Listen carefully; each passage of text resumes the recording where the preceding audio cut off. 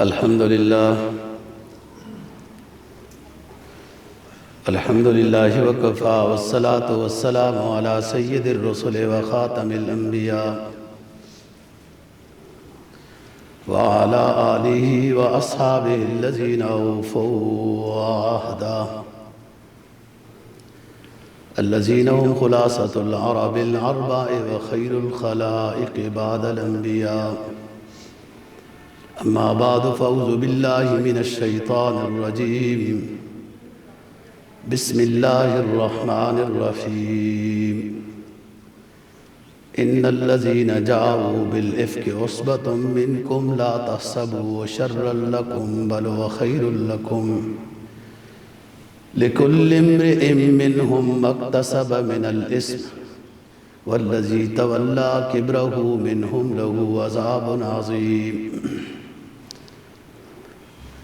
قال النبي صلى الله عليه وسلم: ابشري يا عائشة قد أنزل الله براءتك صدق الله العظيم وصدق رسوله النبي الأمي الكريم ونحن على ذلك لمن الشاهدين والشاكرين والحمد لله رب العالمین. 18واں پارہ سورہ نور کی ایک آیت کریمہ تلاوت کی ہے اور جناب نبی پاک صلی اللہ علیہ وسلم کا ایک فرمان تلاوت کیا ہے جس کو امام ابو داود نے روایت کیا ہے. آیت کریمہ کا مفہوم یہ ہے: ان الذین جاؤوا بالافک عصبۃ منکم، بلا شبہ وہ لوگ جو آئے آپ کے پاس، ایک پوری جماعت تھی منافقوں کی جو جھوٹ بول رہے تھے. لا تحسبوه شرا لکم، ان کے جھوٹ کو اپنے لحاظ سے شر نہ سمجھو بلکہ وہ خیر ہوگی. اس میں ہر شخص کو وہ کچھ ملے گا جتنا اس نے گناہ کیا ہے. لِكُلِّ امْرِئٍ مِّنْهُمْ مَا اكْتَسَبَ مِنَ الْإِثْمِ وَالَّذِي تَوَلَّى كِبْرَهُ مِنْهُمْ لَهُ عَذَابٌ عَظِيمٌ. اور جو موجد ہے اس تہمت کا، اس جھوٹ کا، تو اس کو بڑا عذاب ہوگا. جناب نبی پاک صلی اللہ علیہ وسلم کے فرمان کا مفہوم یہ ہے کہ جب حضرت عائشہ صدیقہ رضی اللہ تعالی عنہا کے برات کے بارے میں وحی نازل ہو گئی تو وحی کے جب اثرات ختم ہوئے تو آپ نے فرمایا کہ اے عائشہ، خوشخبری ہے تمہارے لیے کہ اللہ تعالیٰ نے تمہاری برات کا اعلان کر دیا ہے. ہم غزوہ بنو مصطلق کے بارے میں بات کر رہے تھے. اس میں کئی باتیں پیش آئی تھی کہ جنگ کی نوبت نہیں آئی، بہت لوگ گرفتار ہو گئے. سردار کی جو بیٹی تھی جویریہ رضی اللہ عنہ، یہ رسول پاک صلی اللہ علیہ وسلم کے نکاح میں آ گئی.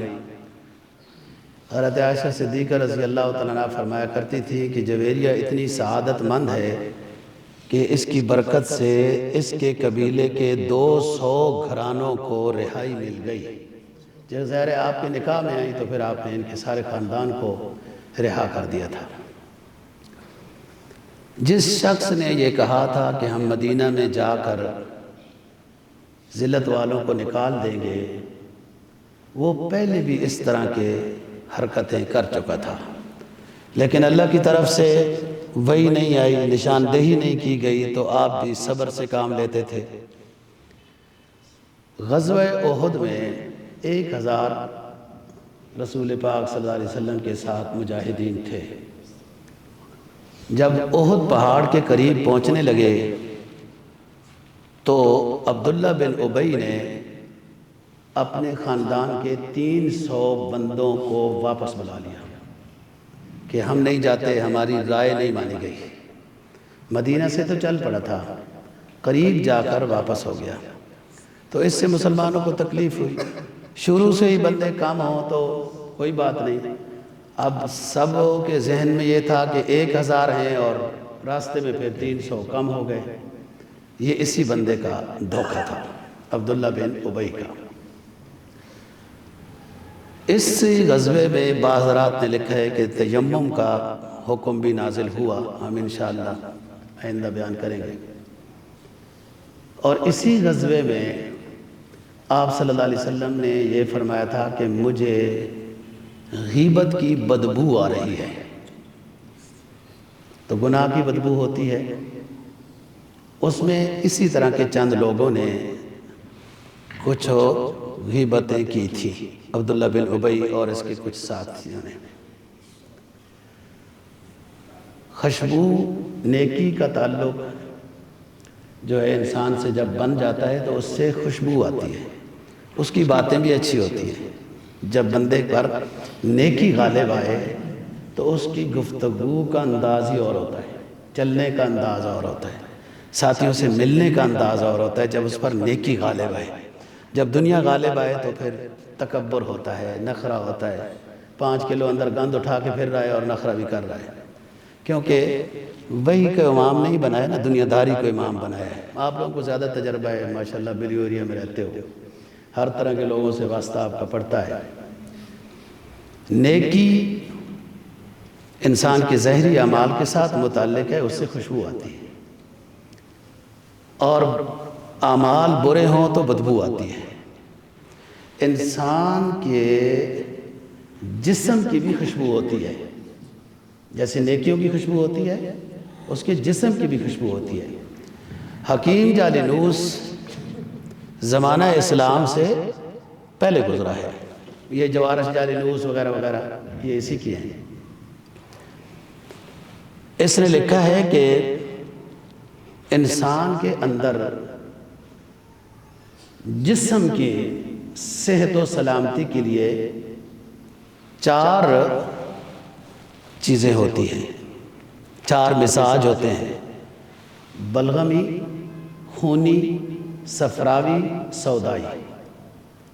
یہ 4 مزاج جو انسان کے اندر ہیں اگر متوازن ہوں، جتنے ضرورت ہوتے ہیں جسم میں اتنے ہوں، تو پھر انسان کے جسم سے خوشبو آتی ہے، منہ کی ہوا سے خوشبو آتی ہے، تھوک اس کی بڑی مطلب میٹھی اور اچھے ذائقے والی ہوتی ہے، جب انسان کے یہ 4 مزاج متوازن ہوں۔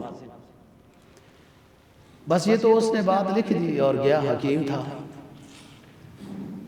دنیا میں کوئی اور شخص بھی ہو، واللہ عالم بالصواب، لیکن جس شخص کے پسینے سے ایسی خوشبو آتی تھی کہ کوئی عطر مقابلہ نہیں کر سکتا تھا، وہ دنیا میں ایک حضرت محمد مصطفیٰ صلی اللہ علیہ وسلم گزرے ہیں۔ تو متوازن یہ جو مزاج ہیں 4 ٹھیک ہوں، اور پھر کیا بات ہے انسان کے اندر نیکی بھی ہو۔ پیغمبر سے اونچا تو کوئی نیک نہیں ہوتا، سب سے اعلیٰ ہوتا ہے، اور صحت مند بھی پیغمبر سے اعلیٰ کوئی نہیں ہوتا، تو اس لیے پسینے سے خوشبو آئی۔ اور آپ کو اللہ نے ظاہری حسن بھی خوب عطا فرمایا۔ آپ فرمایا کرتے تھے کہ میرا بھائی یوسف صبی تھا، میں ملیح ہوں، خوبصورت وہ بھی تھا، خوبصورت میں بھی ہوں، ان میں صرف گورا رنگ تھا، اور میرے اندر اللہ نے نمک بھی رکھا ہے، جو عقیدت کی نظر سے دیکھتا ہے ششدر ہو کے رہ جاتا ہے۔ تو خود فرمایا کرتے تھے آپ، ظاہری خوبصورتی بھی تھی، جسمانی لحاظ سے روحانی خوبصورتی نیکی کے ساتھ ہوتی ہے۔ تو بات یہ ہے دوستوں کہ غزوہ بنو مصطلق بیان ہو رہا ہے، اس میں آپ نے حکم فرمایا کہ چلو پڑاؤ ڈالتے ہیں، چلتے ہیں۔ ایک جگہ پڑاؤ ڈالا اور پھر فرمایا کہ چلو آرام ہو گیا، چلتے ہیں۔ جن لوگوں کا حضرت عائشہ صدیقہ رضی اللہ تعالیٰ عنہ کے کجاوا اٹھانے کا نمبر ہوتا تھا یا ڈپٹی تھی، انہوں نے کجاوا اٹھا کر اونٹ کے اوپر رکھ دیا اور باندھ دیا اور چلے گیا سارا قافلہ، جبکہ اس کجاوے کے اندر امی عائشہ صدیقہ رضی اللہ تعالیٰ عنہ نہیں تھی۔ وہ قضاء حاجت کے لیے گئی تھی، صبح کا ٹائم تھا، یہ واپس آئیں تو قافلہ نہیں ہے، اور دیر اس لیے لگ گئی کہ ہار موتیوں کا پہنا ہوا تھا، وہ کہیں ہاتھ لگا تو گم ہو گیا راستے میں، وہ اندھیرا تھا، ان کو ڈھونڈنے لگ گئی اور دیر ہو گئی، واپس آئی تو کوئی بھی نہیں ہے۔ ظاہر ہے ماشاءاللہ نبی کی بیگم ہے، بہت سمجھدار ہے، ادھر ہی بیٹھ گئی کہ ضرور قافلے والوں کو پتہ چلے گا، یا پیچھے سے جو چھوڑے ہوئے ہیں بندے وہ جب آئیں گے تو پتہ چل جائے گا، ادھر ادھر مجھے نہیں جانا چاہیے۔ تھوڑی دیر کے بعد حضرت صفان رضی اللہ تعالیٰ عنہ آئے، جو قافلے کے پیچھے ان کی ہمیشہ ڈپٹی ہوتی تھی کہ کوئی چیز رہ گئی ہے تو وہ لے کے آئیں۔ انہوں نے عائشہ کو دیکھ لیا، اور وہ خود فرماتے ہیں کہ پردے کے حکم کے نازل سے پہلے میں نے دیکھا ہوا تھا، اس لیے میں نے پہچان لیا کہ یہ عائشہ ہے، اور میں نے اونچا سا کہا انا للہ و انا الیہ راجعون، بس یہی میں نے جملہ کہا۔ امی عائشہ جاگ گئی، چادر کر لی صحیح، اور میں نے اونٹ بٹھایا، وہ اونٹ پر بیٹھ گئی، اور ہم تیزی سے نبی پاک صلی اللہ علیہ وسلم کے ساتھ پہنچ گئے، کوئی اتنی دیر بھی نہیں لگی۔ اور امی عائشہ کہتی ہیں کہ سوائے انا للہ و انا الیہ راجعون کے میں نے کوئی جملہ نہیں سنا ان سے، نہ انہوں نے کوئی بات کی نہ میں نے بات کی۔ بہرحال اسی شخص نے عبداللہ بن ابی نے مدینہ میں یہ چرچا کر دیا، حالانکہ پہلے اس کی کافی ذلت ہو چکی تھی، جو پچھلے جمعے کو بیٹا اس کو قتل کرنے کے لیے مدینہ میں داخل نہیں اس کو آنے دے رہا تھا وغیرہ، اس نے گندی بات کر دی، منافقین اس کے ساتھ شریک ہو گئے، اور صحابہ کرام رضی اللہ تعالیٰ عنہ میں 2 سے غلطی ہو گئی کہ بس اتنا کہہ دیا کہ اچھا یہ ہو گیا، اور ایک عورت ہے اس سے 3 سے یہ غلطی ہو گئی، باقی وہ سارے لوگ تھے۔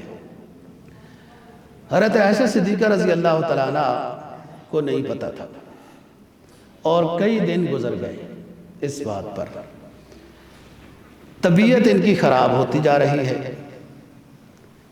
خود قصہ فرماتی ہے کہ ام مستہ جو میرے ابو کی رشتہ دار ہیں، یہ خاتون آئیں ملنے جلنے، تو ہم نے کہا کہ کھیتوں میں جاتے ہیں، قضاء حاجت کرتے ہیں، جیسے پرانے زمانے میں دیہاتوں میں لوگ کھیتوں میں جایا کرتے تھے، تو راستے میں ام مستہ جو خالہ بنتی ہیں وہ چادر سے تھوڑی پھسل گئی، چادر ان کے پاؤں کے نیچے آ گئی، تو انہوں نے تعیسہ مستہ کہا کہ مستہ برباد ہو جائے، ہلاک ہو جائے۔ حضرت عائشہ کہتی ہے میں نے کہا اپنے بیٹے کو بد دعا کر دیجیے، وہ تو بڑے نیک آدمی ہیں اور غزوہ بدر میں بھی شریک رہے ہیں۔ تو پھر ام مستہ نے کہا کہ عائشہ آپ کو نہیں پتہ یہ بڑا بیوقوف آدمی ہے، یہ تو وہ اس طرح کی باتیں کرتا ہے۔ عائشہ کہتی ہے مجھے تو نہیں پتا تھا، میں نے کہا کیا باتیں کرتا ہے؟ پھر انہوں نے پوری کہانی سنائی کہ عبداللہ بن ابی نے یہ چرچا کیا اور لوگ بھی اس طرح کی باتیں کرتے ہیں، اور اس بات کو کئی دن گزر بھی چکے تھے۔ پھر یہ جب گھر آئیں حضرت عائشہ صدیقہ رضی اللہ تعالیٰ عنہ، تو رسول پاک صلی اللہ علیہ وسلم سے پوچھا کہ میں اگر آپ کی اجازت ہو تو امی کے گھر جاتی ہوں۔ آپ نے فرمایا ٹھیک چلی جاؤ۔ حضرت عائشہ صدیقہ رضی اللہ تعالیٰ عنہ فرماتی ہیں کہ میں پریشان تھی، حیران بھی تھی، جرت بھی نہیں ہو رہی تھی کہ پوچھ بھی سکوں کہ آپ صلی اللہ علیہ وسلم جس طرح گھر تشریف لاتے تھے، میری خیریت پوچھتے تھے اور ہنس کے تبسم کے ساتھ پیش آتے تھے، ایسا پیش نہیں آتے تھے، بس کہتے تھے کہ کیف حالک، کیا حال والے خیریت ہے، بس اتنا ہی۔ اور میں پریشان تھی، لیکن پیغمبر ہے، اوپر سے کوئی احکام ہو، کوئی پریشانی ہو، جرت نہیں ہو رہی تھی پوچھنے کی۔ آپ صلی اللہ علیہ وسلم کو قصہ معلوم تھا، مجھے معلوم نہیں تھا، وہ پریشان تھے، اس لیے وہ پریشانی کی وجہ سے میرے سے زیادہ گپ شپ نہیں لگاتے تھے، بس خیریت پوچھ لیتے تھے۔ میں امی عائشہ سے رسول پاک صلی اللہ علیہ وسلم سے میں پوچھ کر کہ میں اپنے امی کے گھر جانا چاہتی ہوں، تو آپ نے اجازت دی، میں چلی گئی۔ یہاں تک ایک بات روکتے ہیں، امی عائشہ صدیقہ کون ہے؟ یہ حضرت ابو بکر صدیق رضی اللہ تعالیٰ عنہ کی بیٹی ہیں۔ ان کے حقیقی بھائی ایک ہیں جن کا نام عبد الرحمن ہے۔ یہ ام رومان کے حضرت ابو بکر صدیق رضی اللہ تعالیٰ عنہ کی جو بیگم ہے ام رومان، ان کی اولاد میں سے ہیں، ایک عائشہ اور ایک عبد الرحمن۔ رسول پاک صلی اللہ علیہ وسلم کی پہلی زوجہ مطہرہ حضرت خدیجہ رضی اللہ تعالیٰ عنہ یہ مکہ مکرمہ میں وفات پا گئی تھی، اور 10 سال آپ کے ساتھ وہ 3 سال پہلے 10 سال نبوت کے آپ کو ہو گئے تھے۔ 25 سال آپ کی عمر تھی جب شادی ہوئی، ان کی 40 سال تھی۔ جب حضرت خدیجہ کی وفات ہوتی ہے تو آپ صلی اللہ علیہ وسلم کے نبوت کے 10 سال ہو چکے تھے، یعنی آپ صلی اللہ علیہ وسلم کی عمر 50 سال تھی۔ سودا بنت زمع رضی اللہ تعالی عنہا سے آپ کا نکاح ہوا خدیجہ کے بعد، اور پھر اس کے بعد جبرائیل علیہ السلام، بخاری کی حدیث ہے، رسول پاک صلی اللہ علیہ وسلم فرماتے ہیں کہ جبرائیل علیہ السلام میرے خواب میں تشریف لاتے ہیں، ریشمی رومال میں ایک تصویر لپیٹی ہوئی مجھے دکھاتے ہیں، اور پھر بس ایک دفعہ بھی خواب آئی، چند دن بعد دوسری پھر خواب آئی، تیسری مرتبہ جب جبرائیل علیہ السلام آئے اور ریشمی رومال میں سے ایک تصویر دکھائی تو میں نے کہا کیا بات ہے جبرائیل؟ تو انہوں نے کہا حضور یہ خاتون ہے، آپ کی بیگم بننے والی ہے، آپ کو پسند ہے؟ اس کی تصویر لے کے آیا ہوں۔ آپ نے فرمایا کہ اللہ کے حکم سے آئے ہو ظاہر ہے۔ اس نے کہا جی اللہ کے حکم سے آیا ہوں اور آپ کو تصویر دکھانے آیا ہوں، آپ کو پسند ہے یہ رشتہ؟ تو نبی پاک صلی اللہ علیہ وسلم فرماتے ہیں کہ میں نے خواب میں ہی جبرائیل کو بتایا کہ جب اللہ نے آپ کو بھیجا ہے تو مجھے ضرور پسند ہے، اور یقیناً اس خاتون کے ساتھ میرا رشتہ اللہ پاک کرا دے گا، بس یہ بات ہوئی۔ اب امی عائشہ صدیقہ رضی اللہ تعالیٰ عنہ فرماتی تھی کہ آپ صلی اللہ علیہ وسلم شادی کے بعد مجھے فرماتے تھے کہ جبرائیل نے جو تصویر دکھائی تھی وہ تو ہی تھی، تیری تصویر مجھے دکھائی تھی جبرائیل علیہ السلام نے۔ یہ تھوڑے اعزاز کی بات ہے، میں کہہ رہا ہوں بخاری کی حدیث ہے۔ اور نکاح ہو گیا قبل الہجرہ، رخصتی آپ کی مدینہ طیبہ میں ہوئی ہے۔ دوسری بات، حضرت عائشہ صدیقہ رضی اللہ تعالی عنہ کی خصوصیت ہے، آپ کی کئی بیگمیں ہیں، کئی نکاح ہوئے، اکٹھی تقریباً ایک زمانے تک 9 رہی ہیں۔ کسی خاتون کے بستر پر وحی نہیں آئی، صرف اور صرف بار بار وحی حضرت عائشہ صدیقہ رضی اللہ تعالیٰ عنہ کے بستر پر آئی ہے۔ یہ تھوڑی اعزاز کی بات ہے۔ تیسری چیز، عمرو بن العاص کہتے ہیں کہ مجھے ذات السلاسل کی طرف آپ نے امیر بنا کے بھیجا، ایک جگہ کی طرف مجھے جانا تھا، تو ظاہر جس کو بندہ امیر بناتا ہے نا اس کو ذرا قریب بلا کر خاص خاص باتیں سمجھاتا ہے، یوں جانا ہے ادھر جانا ہے۔ تو میں نے جب آپ کی شگفتگی دیکھی تو میں نے عرض کیا اللہ کے رسول، بندوں میں سے سب سے زیادہ آپ کو محبوب کون ہے؟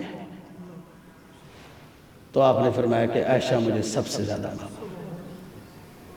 پھر میں نے کہا من الرجال، مردوں میں سے کون آپ کو پسند ہے؟ تو آپ صلی اللہ علیہ وسلم نے فرمایا کہ ابو، ہاں عائشہ کا ابو زیادہ پسند ہے۔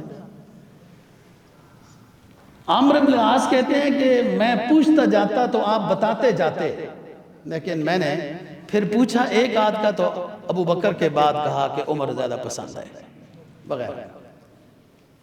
اب اگلی بات دیکھیں، حضرت عائشہ صدیقہ رضی اللہ تعالیٰ عنہ کی خصوصیت، تمام بیگمات جتنی بھی آپ ہیں جتنی بھی آپ کی بنی ہیں کوئی کنواری نہیں تھی، صرف اور صرف حضرت عائشہ صدیقہ رضی اللہ تعالیٰ عنہ کنواری ہونے کی حیثیت سے رسول پاک صلی اللہ علیہ وسلم کے نکاح میں آئی ہیں۔ مزید کہ رسول پاک صلی اللہ علیہ وسلم، وہ کھڑکی بند کر دو، رسول پاک صلی اللہ علیہ وسلم جب بیمار ہوئے تو آپ نے ازواج مطہرات کو بلایا، فرمایا کہ میری طبیعت ٹھیک نہیں ہے، تسلی سے اتنا چل نہیں سکتا ہوں، اگر آپ ساری خوشی کے ساتھ مجھے اجازت دیں تو میں عائشہ کے پاس رہنا چاہتا ہوں۔ سب نے اجازت دی۔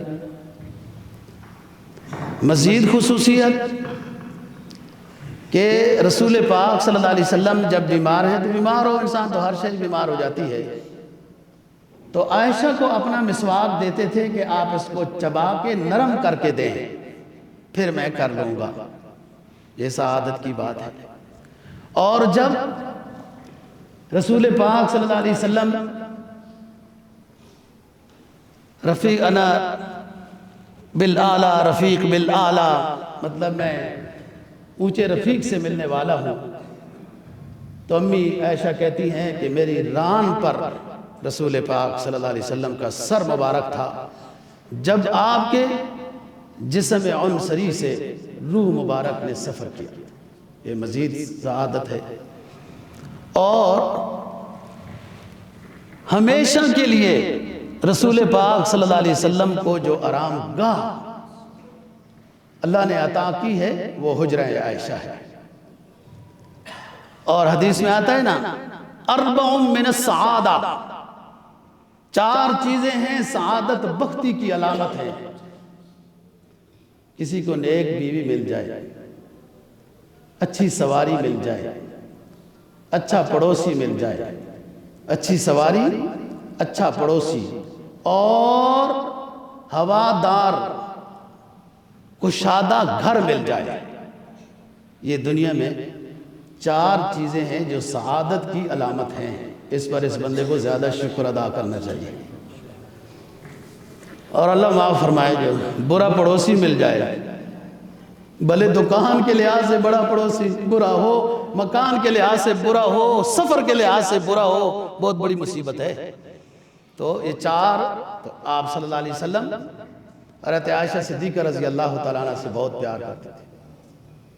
اور حضرات صحابہ کوئی اچھا کھانا گھر میں پکتا یا کوئی اور چیز آتی تو ضرور رسول پاک صلی اللہ علیہ وسلم کے لیے بھیجتے تھے۔ تو آپ کا یہ دل چاہتا ہوتا تھا کہ میں جب عائشہ کے پاس ہوں تو اس وقت یہ ہدیہ آیا کرے۔ یہ محبت کی بات ہے۔ اور آپ یہ دعا بھی کرتے تھے کہ اللہ پاک میں ظاہری طور پر تو جو نبی کے اوپر واجب نہیں ہے، ترتیب باقی رکھنا ساری ازواج کی، نبی پر واجب نہیں، امتی پر واجب ہے، نبی پر مستحب ہے، لیکن آپ اس پر عمل کرتے تھے اور فرماتے تھے، اللہ پاک سے دعا کرتے تھے کہ اللہ پاک جو چیز کے میں برابری کی مطلب ایک صلاحیت رکھتا ہوں وہ کرتا ہوں، لیکن دل کی کیفیت کے لحاظ سے میرا بس نہیں چلتا، اس لیے میں وہ دل کی کیفیت سے برابری نہیں کر سکتا۔ مجھے عائشہ صدیقہ رضی اللہ تعالیٰ عنہ بہت پسند ہے۔ بہرحال یہ امی عائشہ صدیقہ ہے جو مختصر سی بات کی ہے۔ اور جب اللہ پاک نے برات کا اعلان کیا سورہ نور میں کئی آیات نازل ہوئی ہیں، تو فرمایا کرتی تھی کہ مجھے اتنا تو پتہ تھا کہ اللہ رب العزت میری برات کر دیں گے، کیونکہ میں سچی اور صاف ستھری پاک دامن تھی، لیکن اتنا نہیں پتہ تھا کہ اتنی آیات میرے حق میں نازل ہو جائیں گی اور قیامت تک کے لیے منبر و محراب میں یہ آیات پڑھی جائیں گی اور خطبوں میں پڑھی جائیں گی، تلاوت کی جائے گی، اتنا نہیں تھا۔ اور یہ امی عائشہ صدیقہ رضی اللہ تعالیٰ عنہ کی دوستو خصوصیت ہے کہ آپ صلی اللہ علیہ وسلم کے پاس جب جبرائیل علیہ السلام آتے تو نظر نہ بھی آتے تو اندازہ ہو جاتا تھا کہ آپ کو پیشانی پر پسینہ آنا شروع ہو جاتا تھا۔ ہمیشہ یاد رکھو دوستو، پیشانی پر پسینہ بڑی مشقت کا کام ہو تب آتا ہے۔ تو وہ اثرات سے سمجھ جاتے تھے کہ وہی شروع ہو گئی ہے۔ جب وہی ختم ہوتی کئی دفعہ ایسا ہوا کہ آپ صلی اللہ علیہ وسلم فرماتے عائشہ جبرائیل علیہ السلام تشریف فرما ہے، آپ کو سلام کہتے ہیں۔ اور امی عائشہ اس قانون کے مطابق جیسے کہ کوئی شخص کہے نا جی کہ جو آپ کے گاؤں میں ہے اس نے آپ کی طرف سلام بھیجا کسی بندے کو کہ بھائی فلاں کو سلام دینا، تو جواب کیا دینا ہے ہم نے؟ وَعَلَيْكَ وَعَلَيْهِ السلام۔ جس نے سلام لایا نا جی اس کو کہنا ہے وَعَلَيْكَ، آپ پر بھی سلامتی ہو، وَعَلَيْهِ السلام، جس نے بھیجا ہے اس پر بھی سلامتی ہو۔ غیبانہ جو سلام بھیجتے ہیں نا، لوگ کہتے ہیں آپ جا رہے ہو فلانے بندے کو میرا سلام کہنا، وہ تو کہہ دیتا ہے فلانا بندہ آپ کو سلام کہہ رہا ہے، تو فلانے بندے نے جواب کیا دینا ہے؟ وَعَلَيْكَ وَعَلَيْهِ السلام۔ چنانچہ امی عائشہ اس طرح وہ، اور بعض دفعہ ایسا بھی ہوا کہ وہی کہ اثرات ختم ہوئے، آپ نے فرمایا عائشہ جبرائیل یہ فرما رہے ہیں کہ رب العزت آپ کو سلام کہہ رہے ہیں۔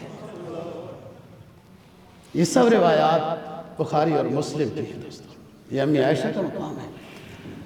پھر منافق تو منافق ہوتا ہے جیسے مرضی کہہ لے،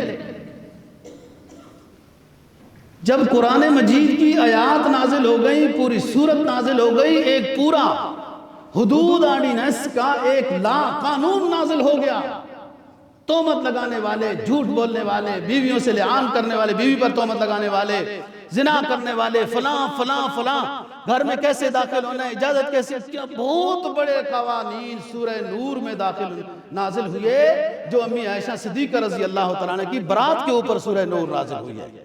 اور اس کو سورہ نور اس لیے کہا کہ وہ صاف پاک نورانی ہے، امی عائشہ صدیقہ رضی اللہ تعالیٰ عنہ۔ جب یہ سب کچھ ہو گیا، قرآن کی آیات نازل ہو گئی، اور پھر بھی اشاروں میں کنایوں میں تو اس لیے کہتے ہیں کہ حکومت سے ڈرتے ہیں، لیکن ٹپکتی ہے نگاہوں سے برستی ہے اداؤں سے، یہ ٹپکتی ہے نہیں برستی ٹھیک ہے، ٹپکتی ہے اداؤں سے برستی ہے نگاہوں سے، عداوت کون کہتا ہے کہ پہچانی نہیں جاتی۔ جب قرآن کی آیات نازل ہو گئیں برات کی، اس کے اللہ پاک جب برات نازل کر رہا ہے تو پھر اس کے بعد بھی کسی کو تردد ہو تو اس کا مطلب یہ قرآن نہیں مانتے نا، تو پھر قرآن نہ مان کر بھی بندہ سب سے بڑا مومن ہوتا ہے تو آفرین ہی ہے، پھر بڑی بات ہے۔ پھر بعض یہ بڑا عقیدے کا مسئلہ ہے اور سوچنے اور سمجھنے کا مسئلہ ہے۔ تو حضرت عائشہ صدیقہ رضی اللہ تعالیٰ اب واپس آؤ اپنے سبق پر، آپ صلی اللہ علیہ وسلم سے اجازت لے کر امی کی گھاں تشریف لے گئے، اور انہیں اندازہ تھا جیسے مجھے نہیں پتا اور لوگوں کو بھی نہیں پتا ہوگا۔ امی سے جا کے پوچھا تو امی کہتی ہیں ہمیں تو پتا ہے، ابو بھی مصروف ہیں، پریشان ہیں، دعاؤں میں ہیں، تلاوت میں ہیں، پوچھا تو ان کو بھی پتا تھا۔ کہتی ہے میں بھی عبادت میں مصروف ہو گئی، رونا دھونا اور دکھ درد اور مناجات استغفار، انسان کیا کر سکتا ہے، انسان بڑا عاجز ہے۔ اللہ کے عدالت کے علاوہ کوئی اور دنیا کی کیا عدالت ہے کہ جس کے سامنے بندہ جائے، یہی ہو سکتا ہے، اور گواہ بھی نہیں ہے وغیرہ، صرف افواہیں ہیں۔ تو ادھر رسول پاک صلی اللہ علیہ وسلم نے حضرات صحابہ سے پوچھنا شروع کر دیا۔ اسامہ چھوٹے تھے رضی اللہ عنہ، وہ گھر اندر باہر جاتے تھے، اس سے پوچھا، انہوں نے کہا نہیں ہے، ہم نے تو امی کے اندر کوئی ایسی بات نہیں دیکھی، کوئی بدگمانی نہیں ہے، کوئی آتا جاتا ہی نہیں۔ حضرت علی رضی اللہ تعالیٰ عنہ سے پوچھا تو انہوں نے کہا حضرت جی آپ اتنے پریشان کیوں ہیں، آپ کے لیے کوئی بیگموں کی کمی ہے، کوئی اور لڑکی سے شادی کر لیں۔ حضرت بریرہ آپ کی خادمہ ہے، حضرت عائشہ صدیقہ رضی اللہ تعالیٰ عنہ کی خصوصی خادمہ ہے حضرت بریرہ رضی اللہ تعالیٰ۔ حضرت بریرہ رضی اللہ تعالیٰ عنہ سے پوچھا تو کہنا حضرت نہیں، بالکل نیک پارسا عورت ہے، بس تھوڑی سی یوں بچیوں والی حرکت ہے، ظاہر عمر اتنی نہیں تھی، آٹا واٹا گھونتی ہے، ادھر ہی رکھتی ہے اور پھر سو جاتی ہے، بکریاں آتی ہیں بعد دفعہ مالک کی آٹا کھا جاتی ہیں، تو یہ ہے، باقی تو یہ ماشاءاللہ بہت نیک ہے، پارسا ہے۔ آپ کو میں ایک بات بتاؤں، جو ہے بڑی خاص بات، لیکن ادب و احترام کی وجہ سے میں بتا رہا ہوں۔ امی عائشہ صدیقہ رضی اللہ تعالیٰ عنہ فرمایا کرتی تھی کہ میرے رمضان کے جو معذوری کی وجہ سے روزے رہ جاتے تھے، میں شعبان آ جاتا تھا وہ روزے ابھی تک رکھ نہیں پاتی تھی۔ میں رسول کا مزاج دیکھتی رہتی تھی کہ کب اجازت ملے گی تو میں نفلی روزہ یا قضا روزہ رکھ لوں گی۔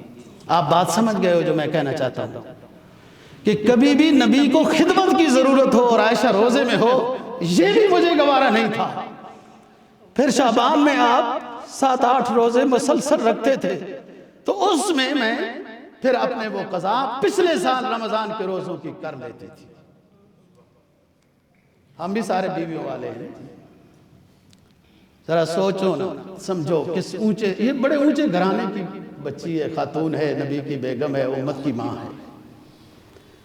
آپ نے پھر حضرت عمر سے پوچھا، حضرت عمر نے کہا حضرت صاحب آپ خود فرماتے ہیں کہ خواب میں تصویر دکھائی گئی، اللہ کی طرف سے میرا رشتہ منتخب کیا گیا، جب عائشہ سے نکاح کا حکم اللہ کی طرف سے آیا تو اب بھی انتظار کیجئے، رب العزت کیا کہنا چاہتے ہیں عائشہ کے بارے میں، انتظار کیجئے۔ اس کے بعد پورے مجمع میں اللہ اکبر کی صدا بلند ہوئی۔ یہ عمر ہے، یہ عمر ہے۔ تو پھر آپ مسجد میں تشریف لائے، خطبہ دیا اور یہ فرمایا کہ لوگو مجھے اپنے کسی گھر والی کے بارے میں سوائے خیر کے اور کچھ نہیں یقین، میرے گھر والے سارے نیک ہیں، ساری بیگمیں نیک ہیں، خیر ہی خیر مجھے معلوم ہے، لیکن ایک افواہ جو آپ لوگوں نے سنی ہے، جو سنی ہے وہ لوگوں کو تو پتہ تھا۔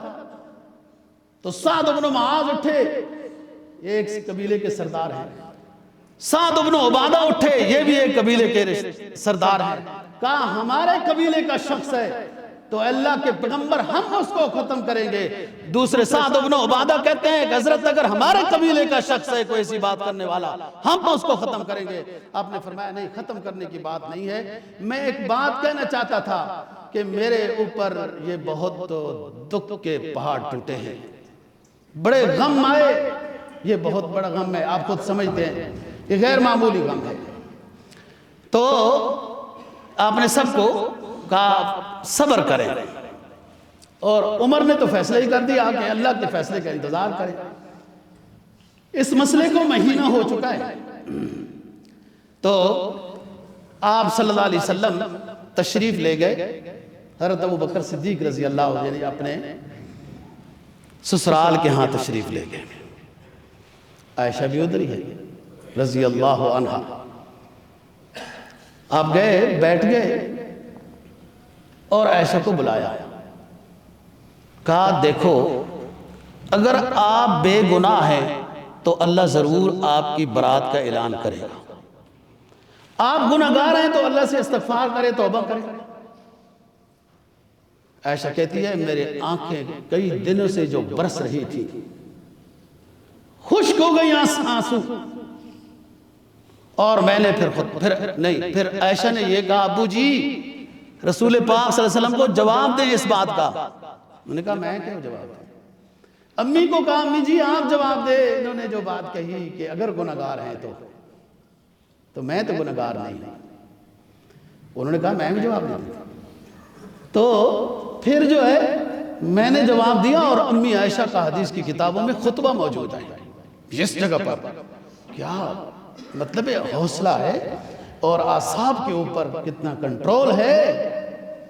کہا حمد و ثنا کے بعد جو لوگ کہہ رہے ہیں میں کہہ دوں تو سب کہنے لگیں گے عائشہ سچ کہتی ہے، جو لوگ تہمت لگا رہے ہیں نا میں کہہ دوں ایسی ہی بات ہے تو سب کہیں گے ایسا نے سچ کہا، اور اگر میں وہ کہوں جو سچ ہے کہ سوائے صفوان کے انا للہ و انا الیہ راجعون کے میں نے کوئی جملہ نہیں سنا، نہ کوئی بات ہوئی، نہ دیکھا ہے، اور میں پاک دامن ہوں، تو آپ لوگ نہیں مانو گے۔ لہٰذا اب فیصلہ اللہ کے حوالے ہے، میں اتنا ہی کہہ سکتی ہوں جتنا حضرت یوسف علیہ السلام کے والد یعقوب علیہ السلام نے کہا تھا، اور وہ آیات انہوں نے پڑھی. فرمایا فَصَبْرٌ جَمِيلٌ وَاللَّهُ الْمُسْتَعَانُ عَلَى مَا تَصِفُونَ. صبر جمیل کرتی ہوں، اس وقت میرے زخموں پر پٹی رکھنے والا کوئی نہیں ہے. جس عدالت عظمیٰ میں اپنی درخواست پیش کر رہی ہوں وہی میری برات کا اعلان کرے گا. پھر کہتی ہیں اللہم انی اشکو بسی وحزنی الاللہ. میں اپنے سارے غم، سارے دکھ درد اللہ رب العزت کی عدالت میں پیش کر چکی ہوں. اب وہی فیصلہ کرے گا. وہ بڑا بے نیاز ہے، کب اس نے فیصلہ کرنا ہے. میں علیحدہ جا کر بیٹھ گئی اور پھر تھوڑی دیر کے بعد لیٹ گئی. دکھ درد کا بوجھ اٹھائے ہوئے پڑی ہوئی ہوں، اور ادھر رسول پاک صلی اللہ علیہ وسلم نے چادر منگوائی. سارے سمجھ گئے کہ وحی کے اثرات شروع ہو جانے والے ہیں. تھوڑی دیر کیا دیکھتے ہیں، جبین اطہر پر حسب معمول وحی کے نزول کی وجہ سے پسینہ کے قطرے موتی بن کر ٹپکنے لگے. میں نے امی کو دیکھا تو مضطرب حالت میں پایا، ابو کو دیکھا تو مضطرب حالت میں پایا. ام رومان کہتی ہیں امی عائشہ کی امی ہم تو مضطرب ہیں، جب بیٹی کو دیکھا تو بڑی مطمئن ہو کر بیٹھی ہے، رب العزت کے اعلان کا انتظار بڑے اہتمام، بڑے صبر و تحمل کے ساتھ بیٹھی ہوئی ہے. تھوڑی دیر کے بعد وحی کے اثرات ختم ہوئے. سب سے پہلے وحی کے ختم ہونے کے بعد سرور کونین نے جس طرف دیکھا وہ عائشہ ہے، اور مخاطب کیا ابشری یا عائشہ قد انزل اللہ براءتک. خوشخبری ہے اے عائشہ، اے میری حمیرہ، اے میری بیگم، خوشخبری ہے تیرے لیے، اللہ رب العزت نے تیری برات کا اعلان کر دیا. مجھے امی کہنے لگی عائشہ اٹھو، اپنے سرتاج کے ساتھ چمٹ جاؤ، اپنے پیغمبر، اپنے شوہر کے ساتھ چمٹ جاؤ. اتنے دردوں کا دکھ جو برداشت کر کے بیٹھی ہے، جی بھر کے رو لو، شکریہ ادا کرو. میں نے کہا امی جی شکریہ میں آج صرف اللہ رب العزت کے سامنے کروں گی جس نے میری برات کا اعلان کر دیا ہے.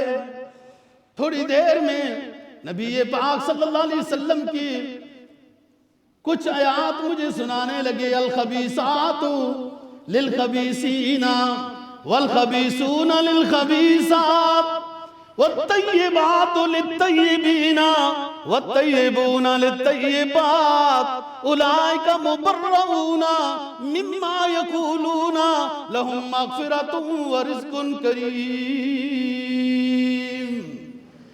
نبی جب پاک ہے، معصوم ہے، تو نبی کی بیگمیں بھی پاک اور معصوم ہے.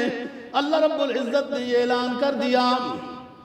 حضرت مولانا عبد المجید ندیم شاہ صاحب نور اللہ مرقدہ اپنے خاص انداز میں امی عائشہ کی شان بیان کرتے ہوئے کچھ اشعار پڑھا کرتے تھے. ان کی کیف اور درد کو تو ہم نہیں پہنچ سکتے دنیا والوں. وہ تو اسلاف اور اخلاف میں اللہ نے ایک نمائندہ خطیب العصر بنا کر بھیجے تھے. کسی کے اور اشعار ہیں یا شاہ صاحب کے اپنے ہیں. فرمایا کرتے تھے امی عائشہ کو خطاب کر کے تیری پاکیزگی پر نطق فطرت نے شہادت دی، تجھے عظمت عطا کی عافیت بخشی فضیلت دی. خدائے لم یزل کا بارہا تجھ پر سلام آیا، مبارک ہیں وہ لب جن پر ادب سے تیرا نام آیا. رسول اللہ نے رکھا ہے صدیقہ لقب تیرا، فقط فرشی نہیں عرشی بھی کرتے ہیں ادب تیرا۔ شرف تیرے دوپٹے نے یہ جنگ بدر میں پایا کہ اسے پرچم بنا کر مخبر صادق نے لہرایا۔ غزوہ بدر میں جس صحابی کے ہاتھ میں اسلامی پرچم تھا، حضرت مصعب بن عمیر رضی اللہ تعالیٰ عنہ زخمی ہو گئے، پرچم گر گیا۔ صحابہ نے عرض کیا اے اللہ کے رسول، علم بردار زخمی ہو کر گر گیا اور مجاہدین کا پرچم بھی گم ہو گیا۔ رسول پاک صلی اللہ علیہ وسلم امی عائشہ صدیقہ کی اوڑھنی لے کر آئے، چادر لے کر آئے اور کہا علی کو بلاؤ، امی عائشہ کی چادر آج غزوہ بدر میں پرچم بنے گا اور حضرت علی رضی اللہ تعالیٰ عنہ لہرائیں گے۔ یہ وہی پرچم ہے، اس کا نقش یہ ہے جو مولانا فضل الرحمان مد ظلہم العالی کے پرچم کے وہ لکیریں ہیں، ایک سفید اور ایک کالی۔ یہی دوپٹہ وہ عکس پیش کرتا ہے امی عائشہ صدیقہ رضی اللہ تعالیٰ عنہ کے دوپٹے کی۔ لوگ کہتے ہیں مولوی کچھ نہیں ہوتے، کیا ہے ان کا وزن کچھ نہیں، یہ جانتے کچھ نہیں، یہ کرتے کچھ نہیں۔ او دنیا والو، تم نے کیسے پرچم بنائے؟ ہمارے علماء نے تو پرچم بھی امی عائشہ کے دوپٹے کی عظمت کو بلند کیا ہوا ہے۔ او کہتے ہو پڑھے لکھے دوستو، تم میں سے بھی بہت سے ایسے ہیں، میں بڑا بخوبی جانتا ہوں کہ مولوی کیا کرتے ہیں۔ مولوی کچھ نہیں کرتے، پڑھے لکھے نہیں ہوتے تو صبح ایک ٹولہ حکومت کا مولانا فضل الرحمان کے گھر میں آتا ہے اور شام کو حزب اختلاف والوں کا ٹولہ مولانا فضل الرحمان کے گھر میں آتا ہے۔ آنیاں دیکھو حکومت کی، جانیاں دیکھو حکومت کی، اور پھر وہی علماء کے اخلاق دیکھو دوستو۔ جو بے ادبیاں کرنے والی جماعت تھی، مولانا فضل الرحمان کو برے القاب کے ساتھ یاد کرنے والی جو جماعت تھی، مولانا کے حسن اخلاق نے ان کو ایسا اپنا ماتحت بنایا کہ جھک کے ملتے بھی ہیں، برکت کے تھاپڑے بھی لگواتے ہیں اور مولانا کے پیچھے نماز بھی پڑھتے ہیں۔ تم کہتے ہو مولانا کوئی شے نہیں ہے، گہری نظر میں دیکھو تو تمہیں سمجھ میں آئیں گے کہ علماء کیا چیز ہوتے ہیں۔ شرف تیرے دوپٹے نے یہ جنگ بدر میں پایا کہ اسے پرچم بنا کر مخبر صادق نے لہرایا۔ سپیکر کھول چیک کرو۔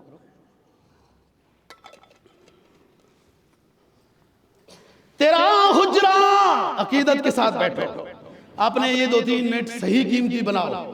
تیرا حجرہ امین خاص ہے ذات رسالت کا، بساط عرض پر ٹکڑا یہی ہے باغ جنت کا۔ ما بین بیتی و منبری روضۃ من ریاض الجنہ کا عنوان ہے۔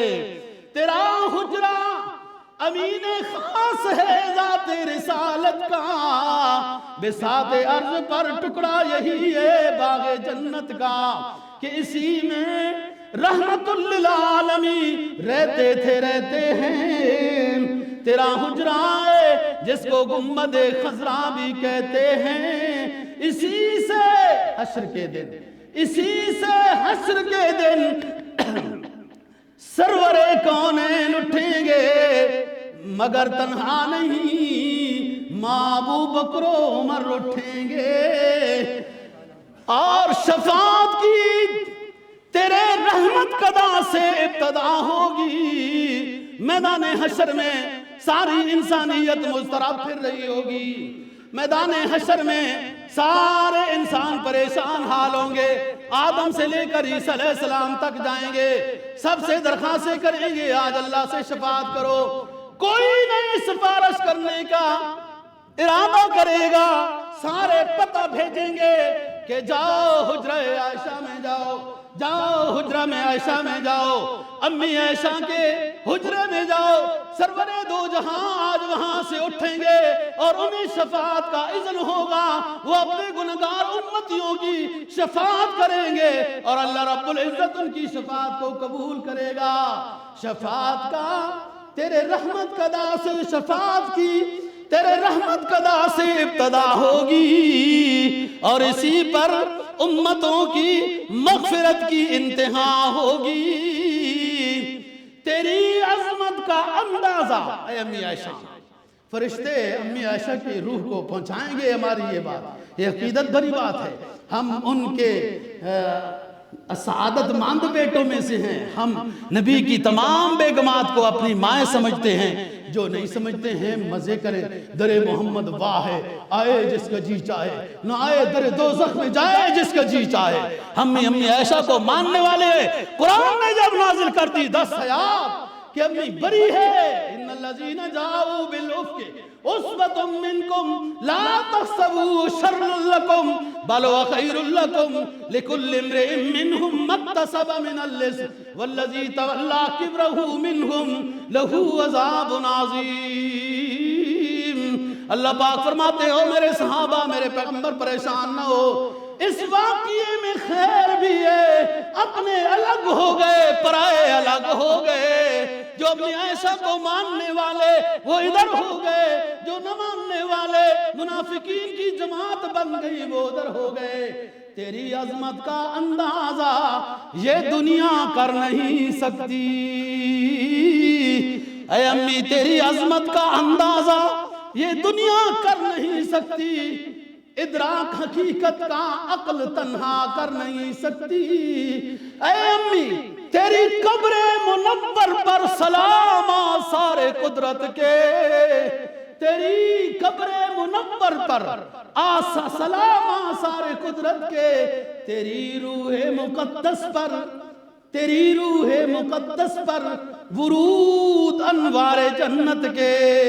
اللہ تعالی ہم سب کو حضرات صحابہ، حضرات ازواج مطہرات، حضرات آل بیت کے ساتھ سچی عقیدت و محبت اور ان کے نقش قدم پر چلنے کی توفیق نصیب فرمائے۔ وآخر دعوانا الحمدللہ رب العالمین۔